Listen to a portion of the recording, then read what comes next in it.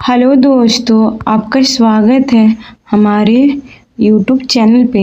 अगर आप लोग मेरे चैनल पर नए हैं तो मेरे चैनल को आप लोग ज़्यादा सब्सक्राइब कर दीजिएगा और शेयर कर दीजिएगा। यह कहानी है बहू का ससुराल बना मायका की कहानी। यह दिल छूने वाली भावनात्मक और प्रेरणादायक कहानी है। राधिका एक सुंदर, समझदार और शिक्षित लड़की थी। उसकी शादी एक अच्छे पढ़े लिखे लड़के अर्जुन से हुई थी, जो एक मध्य वर्गीय परिवार में था।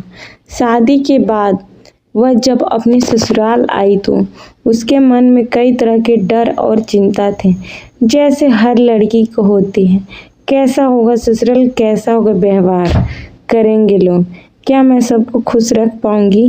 लेकिन ससुराल में पहला कदम रखते ही उसे एक अलग दुनिया दिखी। उसकी सास माँ ने मुस्कुराते हुए उसका स्वागत किया और कहा, अब यह घर तुम्हारा है बेटा, जैसे तुम्हारा मायका था वैसे ही अब ये भी है।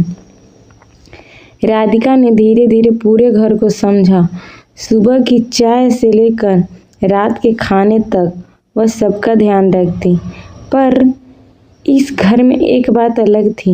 यहाँ सिर्फ बहू का कर्तव्य नहीं, सबका प्यार और सहयोग भी था। एक दिन राधिका अपने कमरे में तैयार हो रही थी। नई साड़ी पहनी, गहने पहने और शीशे को खुद को देखकर मुस्कुरा रही थी।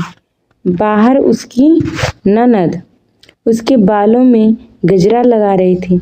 सासू माँ प्यार से थाली में गर्मा गर्म पूरी, सब्जी और मिठाई लेकर आई और बोली, बहू रानी जरा पहले कुछ खा लो, फिर पूजा करना। रसोई ससुर जी अखबार पढ़ते हुए कह रहे थे, राधिका के हाथ की चाय तो सबसे बढ़िया होती है। और वही अर्जुन अपने माता पिता की मदद करते हुए रसोई में सब्जियां काट रहा था। ननद पूजा कह रही थी, सासू माँ और राधिका मिलकर खाना परोस रही थी और ससुर जी सभी को बैठकर कह रहे थे, आज तो घर में जैसे त्योहार है। सबके चेहरे पर इतनी खुशी। राधिका का मन भर गया।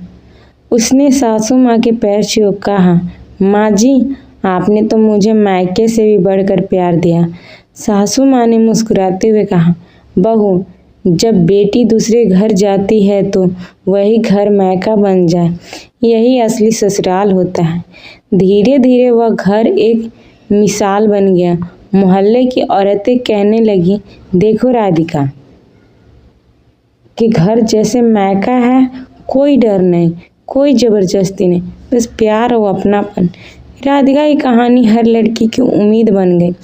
उस घर में यह साबित कर दिया कि ससुराल अगर चाह ले तो बेटी को कभी पराया नहीं समझता।